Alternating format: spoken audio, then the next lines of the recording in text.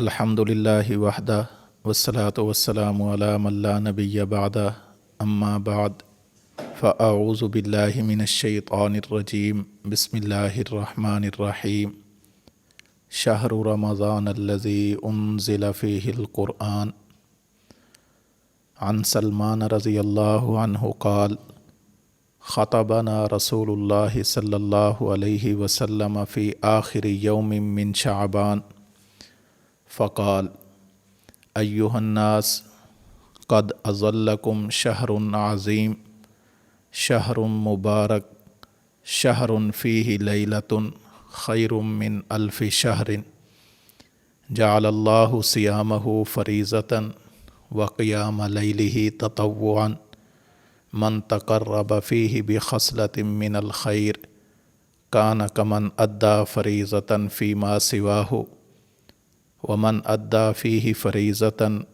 کان کمن ادی 70 فریضۃ فیما سواہ وہو شہر الصبر والصبر ثوابہ الجنہ وشہر المواساۃ وشہر یزداد فیہ رزق المؤمن من فطر فیہ صائما کان مغفرۃ لذنوبہ وعتق رقبتہ من النار وکان لہ مثل اجرہ من غیر ان ینتقص من اجرہ شیء قالوا لیس کلنا نجد ما یفطر الصائم فقال یعطی اللہ ھذا الثواب من فطر صائما علی تمرۃ او شربۃ ماء او مذقۃ لبن اللہم صلی علی محمد وعلی آل محمد کما صلیت علی ابراہیم وعلی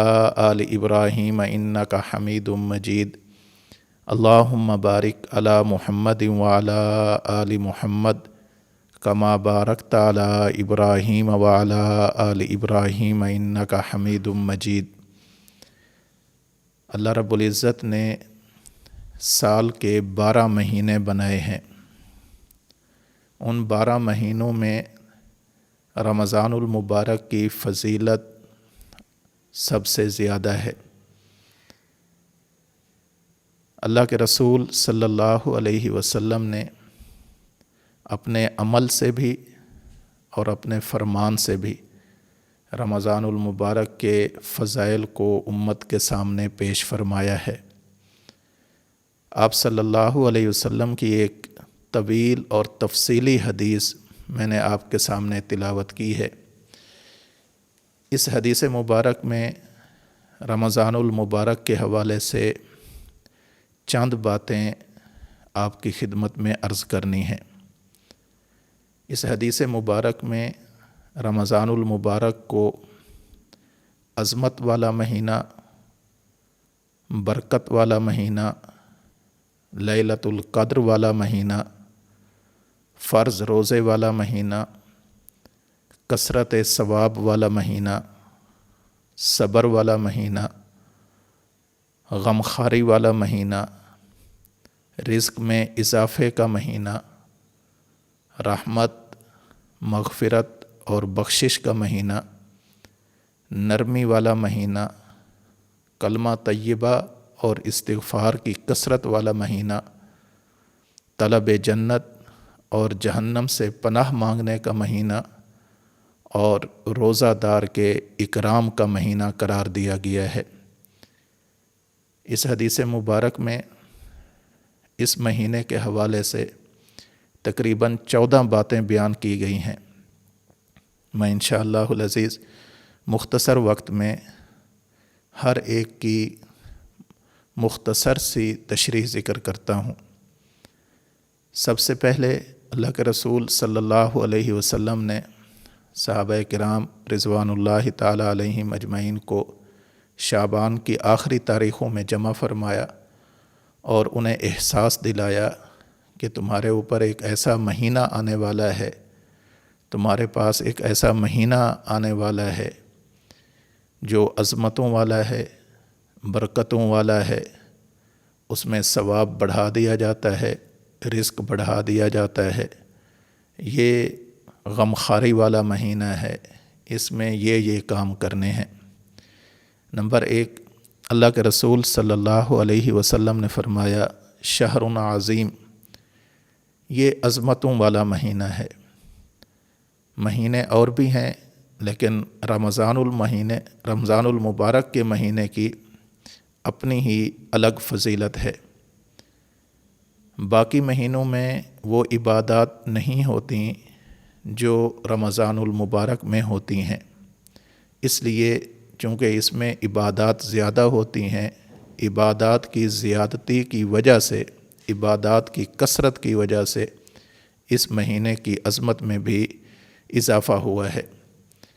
باقی مہینوں میں سحری یہ ضروری نہیں ہے، روزہ فرض نہیں ہے، افطاری ضروری نہیں ہے، تراویح نہیں ہوتی، اعتکاف نہیں ہوتا، صدقۃ الفطر وغیرہ نہیں دیا جاتا۔ یہ ساری چیزیں رمضان میں ہوتی ہیں، اس لیے اس مہینے کو عظمت والا مہینہ قرار دیا گیا ہے۔ نمبر 2، اللہ کے رسول صلی اللہ علیہ وسلم نے دوسرا رمضان کے بارے میں یہ فرمایا شہر مبارک، یہ مہینہ برکتوں والا مہینہ ہے۔ برکت کسے کہتے ہیں؟ برکت کہتے ہیں چیز تھوڑی ہو فائدہ زیادہ ہو۔ یہاں رمضان میں عمل تھوڑا اجر زیادہ ہوتا ہے، اور یہی اس کے بابرکت ہونے کی دلیل ہے۔ خود اسی حدیث مبارک میں آگے یہ بات آ رہی ہے کہ تھوڑے عمل پر اجر کیسے زیادہ ہوتا ہے۔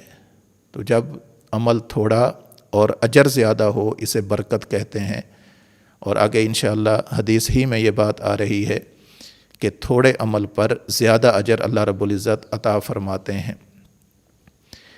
تیسری بات، اللہ کے رسول صلی اللہ علیہ وسلم نے ارشاد فرمائی شہر فیہ لیلۃ، یہ ایسا مہینہ ہے کہ اس مہینے میں ایک رات ایسی ہے خیر من الف شہر، جو 1000 مہینے کی راتوں سے دنوں سے بہتر ہے۔ یعنی اگر کوئی بندہ 1000 مہینے کی راتوں میں عبادت کرتا رہے، اس کا اتنا اجر نہیں جتنا رمضان کی ایک رات کے اندر نیک عمل کرنے کا اللہ اجر عطا فرماتے ہیں، اور وہ رات لیلۃ القدر ہے۔ یہ رمضان کے آخری عشرے کی طاق راتوں میں سے کسی ایک رات کے اندر ہوتی ہے۔ اللہ کے رسول صلی اللہ علیہ وسلم نے فرمایا کہ اسے آخری عشرے کی طاق راتوں کے اندر تلاش کرو۔ اس سے معلوم ہوا کہ حتمی طور پر کسی ایک رات کو متعین نہیں کیا جا سکتا۔ اگر حتمی طور پر کسی ایک رات کو متعین کرنا ہوتا تو اللہ کے رسول صلی اللہ علیہ وسلم خود متعین فرما دیتے۔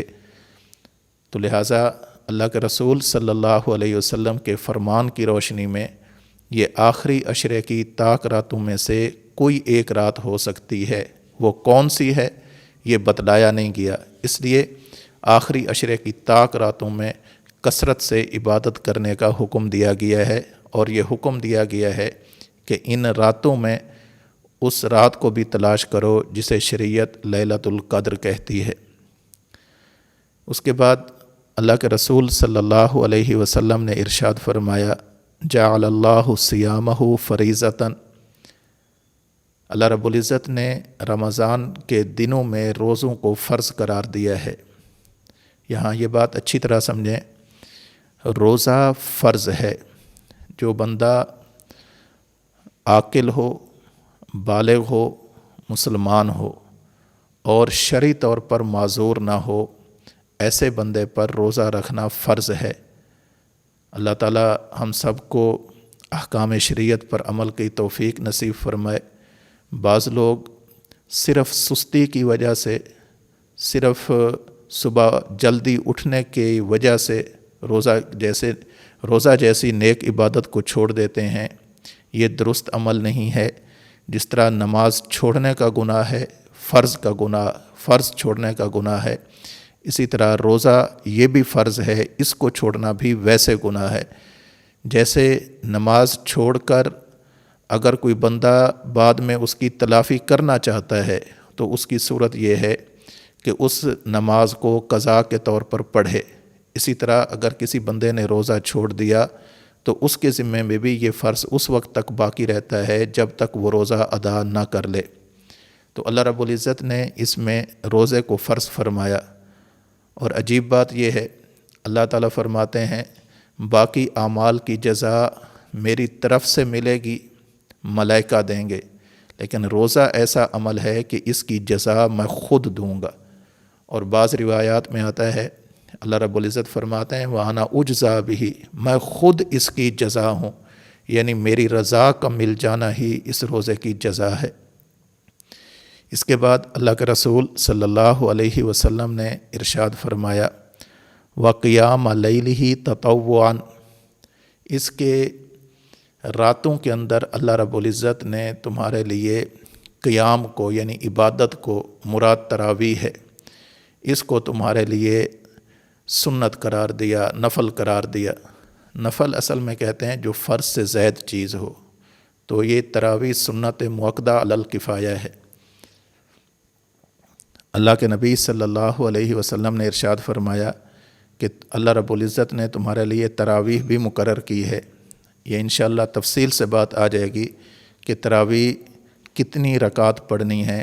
اہل سنت والجماعت جمہور ائمہ کا مذہب اور مسلک یہ ہے، تمام فقہاء کا مذہب یہ ہے کہ تراویح 20 رکعت ہیں۔ جو لوگ 20 رکعت سے کم کو تراویح کا نام دیتے ہیں وہ بہت بڑی غلطی کا شکار ہیں۔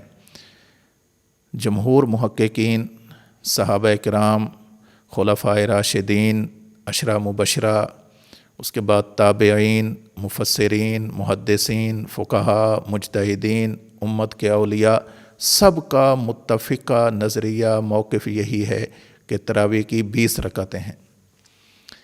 اللہ کے رسول صلی اللہ علیہ وسلم نے ارشاد فرمایا من تقرب فیہ بخصلۃ من الخیر، جو بندہ رمضان کے مہینے میں کوئی نیک کام کرتا ہے کانا کمن ادا فریضۃً فیما سواہ، اگر یہ عمل رمضان کے علاوہ میں ہوتا تو اس نفل کا ثواب نفل ہی کا ملنا تھا، لیکن وہی نفل جب بندہ رمضان میں پڑھتا ہے، رمضان میں کوئی نفلی کام کرتا ہے، اللہ اس کا اجر نفل سے بڑھا کر فرض کے برابر عطا فرماتے ہیں۔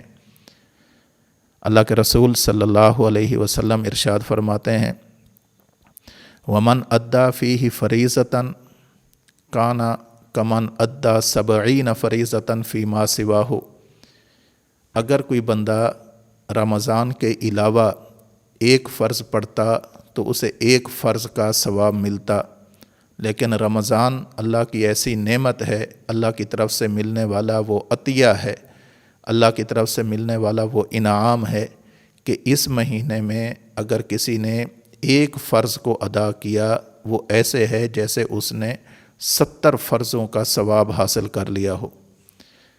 تو یہ یہاں ایک بات اچھی طرح ذہن میں رکھیں، اس کا ہرگز یہ معنی نہیں کہ اگر کسی بندے نے رمضان میں ایک فرض نماز پڑھ لی تو اس کی طرف سے 70 نمازیں ادا ہو گئیں، یہ معنی نہیں ہے۔ اجر اتنے کا ملے گا لیکن فرائض ذمے سے ساقط نہیں ہوتے۔ اگر کسی بندے نے رمضان میں ایک فرض نماز پڑھی تو فریضہ ایک ہی ساقط ہوا ہے، فریضہ ایک ہی ادا ہوا ہے، باقی فرائض ادا نہیں ہوئے۔ ہاں، یہ جو ایک فریضہ اس نے ادا کیا ہے اس کا اجر و ثواب 70 فرائض کے برابر ملا ہے۔ اللہ کے رسول صلی اللہ علیہ وسلم ارشاد فرماتے ہیں وَهُوَ شَهْرُ الصَّبْرِ، رمضان یہ صبر والا مہینہ ہے، اس میں صبر کرنا چاہیے۔ صبر 2 چیزوں کا نام ہے، نیک اعمال کی پابندی کرنے کا نام بھی صبر ہے، اسے بولتے ہیں صبر علی الطاعات، اور گناہوں سے خود کو بچانے کا نام بھی صبر ہے، اسے بولتے ہیں صبر عن المعصیت۔ جب بندہ اللہ کا حکم سمجھ کر نیک عمل کرتا ہے، روزہ رکھتا ہے، تو یہ صبر علی الطاعات بھی ہے اور روزہ رکھنے کی وجہ سے جو گناہوں سے رکا ہوا ہے، صبر کیا ہوا ہے، یہ صبر عن المعصیت بھی ہے۔ تو اس میں صبر کا اعلیٰ درجہ پایا جاتا ہے۔ اللہ کے رسول صلی اللہ علیہ وسلم ارشاد فرماتے ہیں کہ یہ صبر والا مہینہ ہے، اور صبر کی جزا، بدلہ، ثواب اللہ کے ہاں جنت ہی ہے۔ اس کے بعد اللہ کے رسول صلی اللہ علیہ وسلم ارشاد فرماتے ہیں وشہر المواسات، یہ غمخواری کا مہینہ ہے، خیر خواہی کا مہینہ ہے، ایثار اور ہمدردی کا مہینہ ہے۔ اس مہینے میں جب بندہ دن کو خود بھوکا رہتا ہے تو بھوکے لوگوں کا احساس بھی ہوتا ہے کہ غریب لوگ کیسے بھوکے رہتے ہیں۔ جب بندہ صبح اٹھنے کی مشقت برداشت کرتا ہے تو اس سے بندے کو احساس ہوتا ہے کہ صبح اٹھنے والے لوگ کس طرح مشقت سے کام لیتے ہیں۔ جب بندہ روزہ رکھ کر گناہوں سے بچتا ہے، اس سے یہ احساس ہوتا ہے کہ گناہوں سے بچنے میں نفس کو تکلیف کس قدر ہوتی ہے، تو وہ اللہ کے نیک لوگ جو گناہوں سے بچے ہوئے ہیں وہ اپنے آپ کو کس قدر مشکل سے روکتے ہوں گے۔ اللہ کے رسول صلی اللہ علیہ وسلم ارشاد فرماتے ہیں یہ غریبوں کے دکھ کو اپنا دکھ سمجھنے والا مہینہ ہے۔ یہ مفلس، نادار، غربا، یتامہ، مساکین، مستحق لوگوں کے غموں کو، ان کی پریشانیوں کو اپنی پریشانی اور غم سمجھنے والا مہینہ ہے۔ محض بھوکا پیاسا رہنے کا نام نہیں ہے، بلکہ لوگوں کے احساس کا مہینہ ہے۔ لوگوں کی غربت کا احساس ہو، مفلسی کا احساس ہو، ناداری کا احساس ہو، ان کے غریب مسکین ہونے کا احساس ہو۔ اللہ رب العزت نے روزے میں یہ چیز رکھی ہے، جب بندہ خود روزے سے ہوتا ہے تو دوسرے بھوکے بندے کا، پیاسے بندے کا، غریب بندے کا، یتیم مسکین بندے کا بندے کو احساس بھی ہوتا ہے۔ اور یہ ادیان عالم میں اگر ہم غور کریں تو اسلام کے سوا کوئی دین ایسا نہیں کہ جس دین میں انسان کو غریبوں کے ساتھ احساس کا، ان کے ساتھ اچھے رویے کا، نرم برتاؤ کا، حسن سلوک کا ایسا عظیم درس ملتا ہو جیسا اسلام نے ہمیں دیا ہے۔ اس کے بعد اللہ کے رسول صلی اللہ علیہ وسلم نے ارشاد فرمایا وَشَهْرٌ يُزْدَادُ فِيهِ رِزْقُ الْمُؤْمِنِ، رمضان ایسا مہینہ ہے اس میں مومن بندے کا رزق بڑھا دیا جاتا ہے۔ آپ نے بھی دیکھا ہوگا، ہم بھی دیکھتے ہیں کہ غریب سے غریب بندہ وہ بھی رمضان کے اندر اس کے سامنے انواع و اقسام کی چیزیں آتی ہیں، کھانے کی، پینے کی۔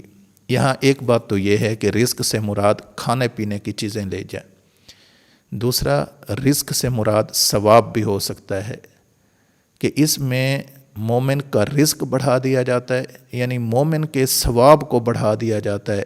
جیسے ابھی یہ بات گزری ہے کہ اللہ کے رسول صلی اللہ علیہ وسلم نے ارشاد فرمایا جو بندہ رمضان میں ایک نفل ادا کرتا ہے اس کو صرف نفل کا نہیں، فرض کا اجر ملتا ہے۔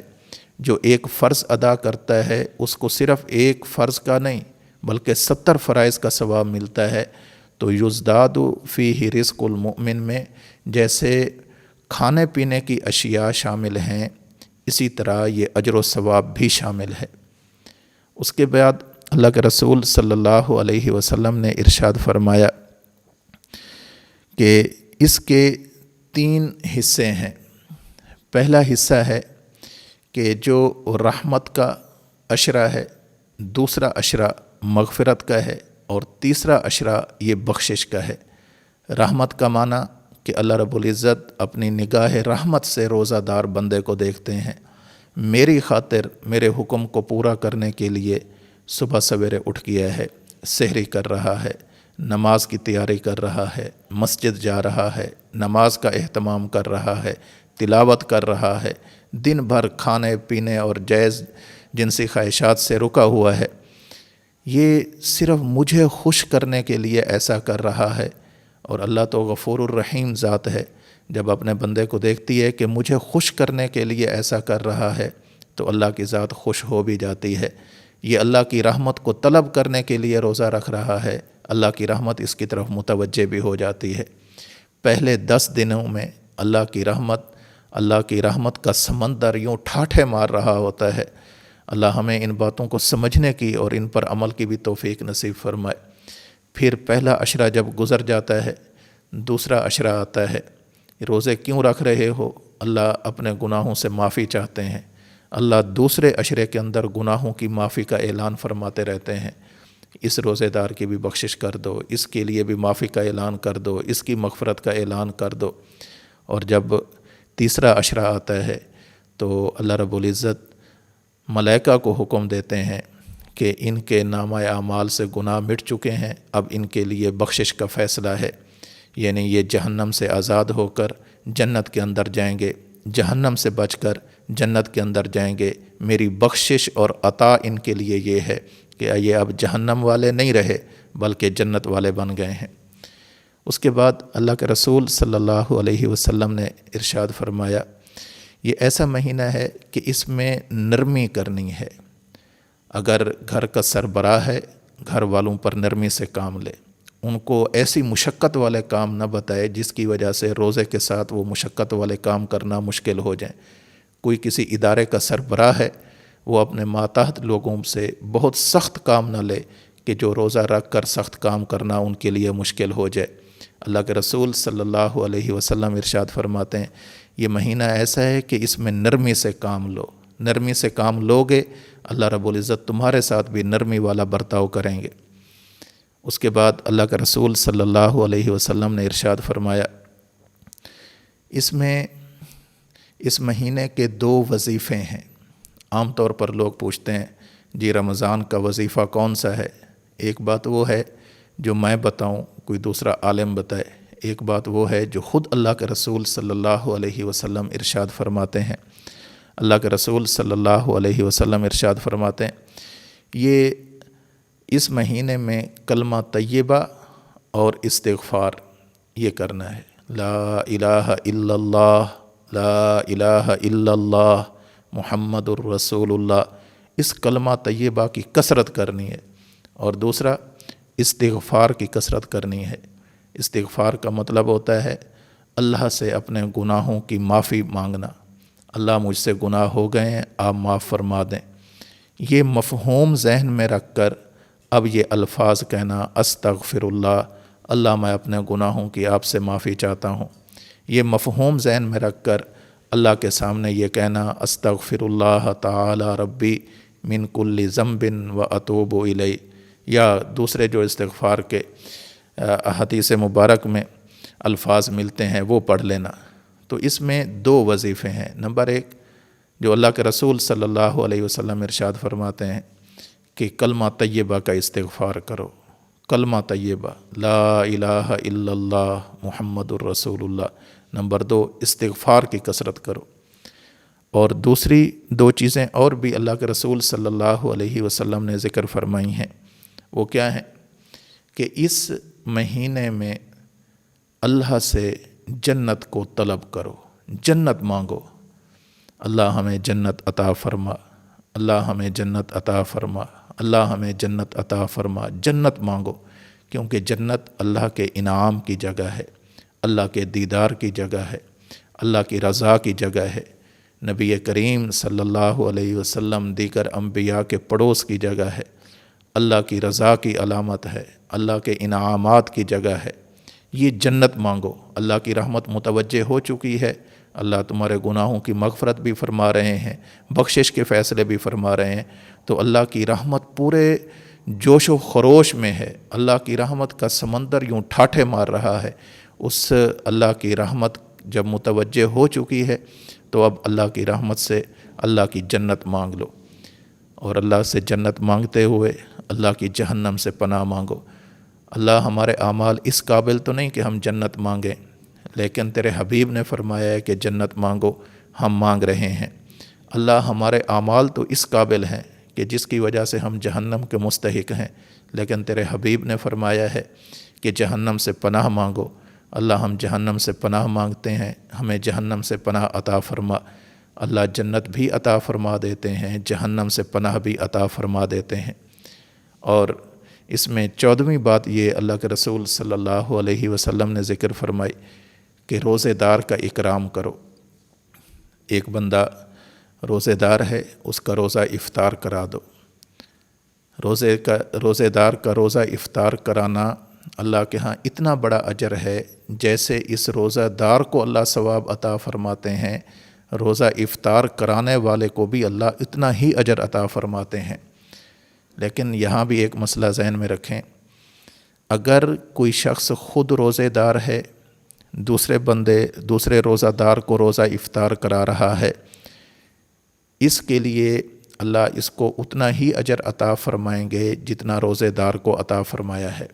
لیکن وہ بندہ جو خود روزہ دار نہیں ہے، کسی روزہ دار کا روزہ افطار کرا رہا ہے، اسے وہ ثواب ضرور مل جائے گا، لیکن اس کے ذمے سے روزہ ادا کرنا ابھی ساقط نہیں ہوا۔ یہ جو فرض روزہ اس نے رکھنا تھا وہ اس کے ذمے اب بھی باقی ہے۔ اگر رکھے گا تو اللہ کے ہاں امید ہے اللہ اس کی مغفرت فرما دیں گے، اور اگر نہیں رکھے گا تو فرض روزہ چھوڑنے کا گناہ اس کے سر پر رہے گا۔ بعض لوگ یوں سمجھتے ہیں کہ روزہ دار کو روزہ افطار کرا دینا جب اتنا ثواب ہے جیسے روزے دار کو ملتا ہے تو پھر ہمیں روزہ نہیں رکھنا چاہیے، بس روزہ افطار کرا دینا چاہیے۔ یہ شریعت کے علم سے دوری کا نتیجہ ہے۔ یہ ہرگز یہ معنی نہیں کہ بندہ خود روزے نہ رکھے اور لوگوں کو روزہ افطار کراتا رہے، حدیث مبارک کا یہ مفہوم نہیں ہے۔ اور پھر اس میں روزے کا افطار کرانا بہت بڑی نیکی ہے، لیکن آج کے دور میں اللہ ہماری حفاظت فرمائے، آج کے دور میں یہ نیکی ایک فیشن بن گئی ہے۔ افطار پارٹیاں ہو رہی ہیں، سب وہ لوگ اکٹھے ہوتے ہیں جنہیں روزہ نہیں ہوتا۔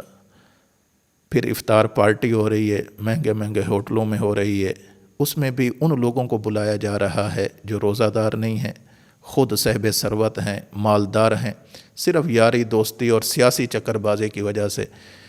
ہونا یہ چاہیے تھا، اگر یہ خیر خواہی کا مہینہ ہے، یہ غمخواری کا مہینہ ہے، اثار اور ہمدردی کا مہینہ ہے، نرمی کا مہینہ ہے، تو اس میں ان لوگوں کو بلایا جائے جو واقعتاً روزہ دار ہیں، ان لوگوں کو افطار کرایا جائے جو مستحق ہیں، ان لوگوں کو روزہ افطار کرایا جائے جو انسان کے قریبی رشتہ دار ہیں اور روزہ دار ہیں۔